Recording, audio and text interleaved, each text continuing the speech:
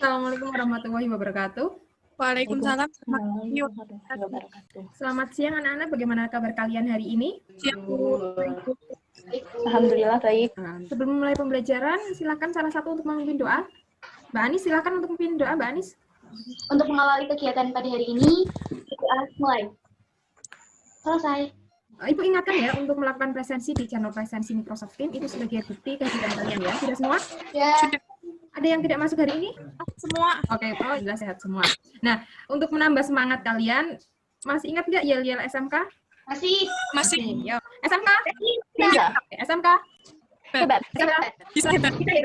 Ibu selalu ingatkan kalian untuk menerapkan protokol kesehatan ya selama pandemi ini. Nah, di sini kita akan mempelajari jenis fungsi. Kita akan mengkhususkan membahas tentang jenis tari Nusantara. Hanya ya, ada pembahasan tari. Kita telah membahas artian tari. Siapa yang masih ingat apa itu tari?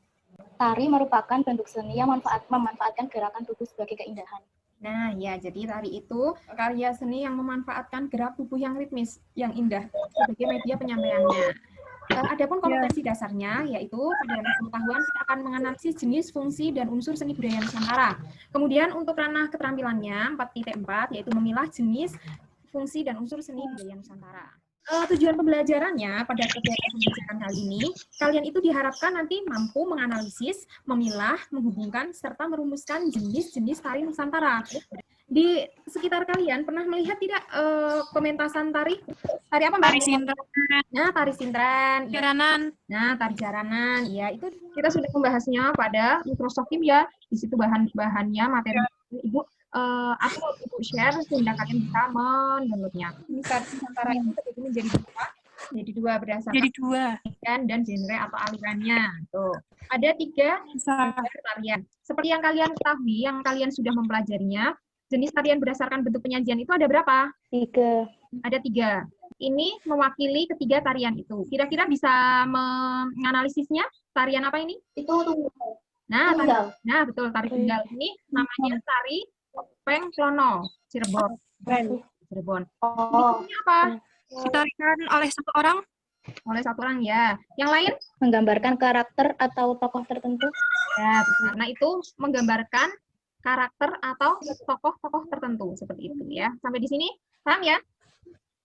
Oke. Nah, ini yang kedua. Ini tari apa? Berpasangan. Nah, berpasangan ya. Apa itu ciri-ciri dari berpasangan? Ditarikan oleh 2 orang. Oleh 2 orang penari secara berpasangan dengan gerakan yang saling melengkapi. Betul, saling melengkapi. Ya. Dapat interaksi antar penari dan pasangannya. Berpasangan, tari berpasangan ini bisa putra-putri ya. Nah, ini kebetulan putra-putri bisa putri semua maupun bisa putra semua. Nah, ini yang kedua. Yang ketiga. Tari kelompok. Apa ciri dari tali kelompok ini? Bedanya dengan tari yang dibawakan banyak orang dalam berkelompok. Nah, ya, ditarikan oleh banyak orang. Biasanya lebih dari 3 atau 4 lebih dari 2 ya, seperti itu. Sampai di sini ada yang mau ditanyakan tentang jenis tari? Kita lanjut ya. Di sini kita membahas tentang jenis tari berdasarkan genre atau aliran. Nah, di sini ada 3 tarian. Yang pertama tari apa? Yang kalian ketahui? Tradisional ya. Yang kedua ada kreasi baru. Kemudian yang ada kontemporer. Nah, kita lihat tari tradisional itu kan terbagi lagi menjadi 2, yaitu tari apa ini? Ya, klasik dan kerakyatan. Baik, kita lihat. Jadi gambar ini yang atas, ini menurut kalian termasuk dalam tari klasik apa tari kerakyatan? Kerakyatan? Ya, ini tari klasik. Namanya tari apa? Bedaya Ketawang. Nah, tari Bedaya Ketawang. Jadi dari tari klasik itu apa?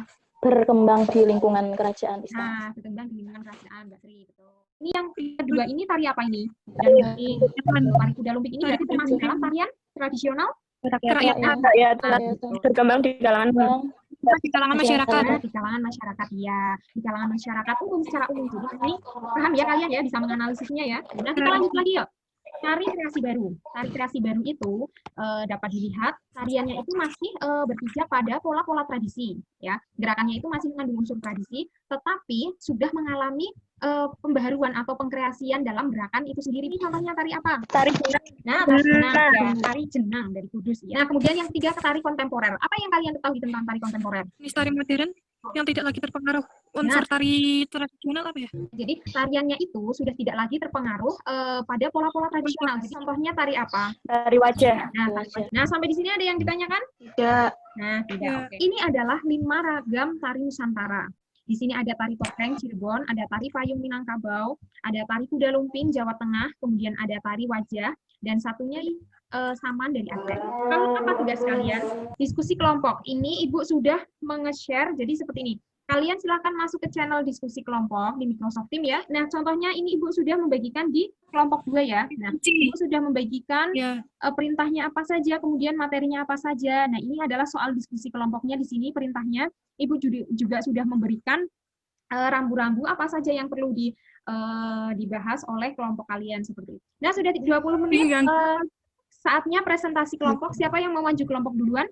Assalamualaikum warahmatullahi wabarakatuh. Waalaikumsalam warahmatullahi wabarakatuh. Nama saya Lina. Saya mau presentasi hasil diskusi dari kelompok saya. Kelompok 3. Nama kelompok Lina, Lita, Karina. Saya akan mempresentasikan tarian kuda lumping. Daerah asal tarian kuda lumping, sebuah tarian yang berasal dari Pulau Jawa. Jenis tarian berdasarkan bentuk penyajian dari tarian kuda lumping yaitu tari berkelompok. Berdasarkan dari general dan atau aliran, yaitu kuda lumping termasuk tarian tradisional kerakyatan. Latar belakang cerita kuda lumping atau kesimpulan dari cerita kuda lumping. Tarian kuda lumping merefleksikan semangat heroisme dan aspek kemiliteran sebuah pasukan berkuda atau kavaleri. Hal ini terlihat dari general ritmis, dinamis, dan agresif. Melalui gibasan anyaman bambu menirukan gerakan layaknya seorang kuda di tengah peperangan. Oh ya, baik. Terima kasih. Dari kelompok lain ada yang mau menanggapi? Ada yang bertanya bisa? Assalamualaikum warahmatullahi wabarakatuh. Ya, Waalaikumsalam warahmatullahi wabarakatuh. Saya Septiana dari kelompok 1 ingin bertanya, apa ciri-ciri dari tari kerakyatan? Maksudnya berarti tari kuda lumpingnya ya? Iya. Ya, tarian itu biasanya berkembang di lingkungan masyarakat atau biasanya itu dipentaskan lah di lingkungan masyarakat. Ya, baik. Bagaimana jawaban dari Mbak Lina, Mbak Anis? Apa sudah puas? Memuaskan. Demikian presentasi dari kelompok saya. Sampai di sini. Wassalamualaikum warahmatullahi wabarakatuh. Waalaikumsalam Waalaikumsalam. warahmatullahi wabarakatuh. Nah, terima kasih dari kelompok 3 sudah mempresentasikan hasil diskusinya. Memang benar, jadi tari kuda lumping itu merupakan tari kelompok ya. Nah, kemudian berdasarkan genre atau alirannya itu adalah tari tradisional kerakyatan. Kenapa demikian? Karena yang pertama berkembang di lingkungan masyarakat secara umum.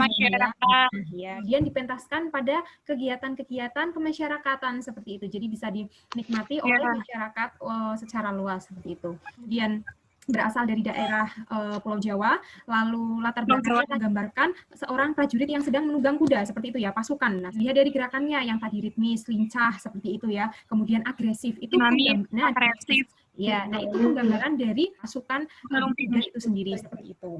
Kelima kelompok sudah mempresentasikan hasil diskusinya. Lagi ada yang mau ditanyakan? Atau gibasan itu apa? Gibasan itu seperti apa ya?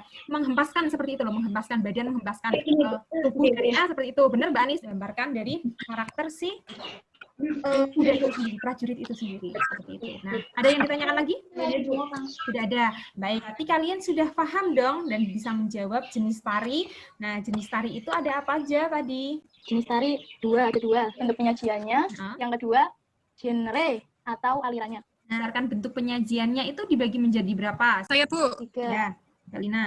Dibagi menjadi 3. Ya. 1 tradisional, 2 kreasi baru, 3 kontemporer. Itu berdasarkan apa? Itu berdasarkan genre dan aliran. Oh, genre atau alirannya ya, ya betul. Kemudian kalau berdasarkan bentuk penyajiannya? Tari tunggal, tari berpasangan, tari berkelompok. Itu adalah jenis-jenis tarian ya yang sudah kita pelajari pada pertemuan kali ini. Ibu sudah menyematkan pendalaman materi pada channel evaluasi. Nah, ini. Nah, ya, bisa dilihat ya.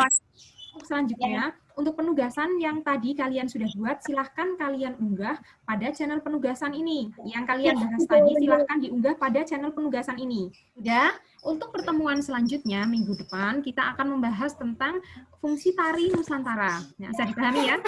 Ya. Oke, ya terima kasih. Dan sebelum mengakhiri kegiatan pada hari ini, silakan salah satu memimpin doa. Untuk mengakhiri kegiatan pada hari ini, berdoa mulai. Selesai. Terima kasih anak-anak semua. Tetap semangat ya untuk belajar ya. Ibu akhiri, wassalamualaikum warahmatullahi wabarakatuh. Waalaikumsalam.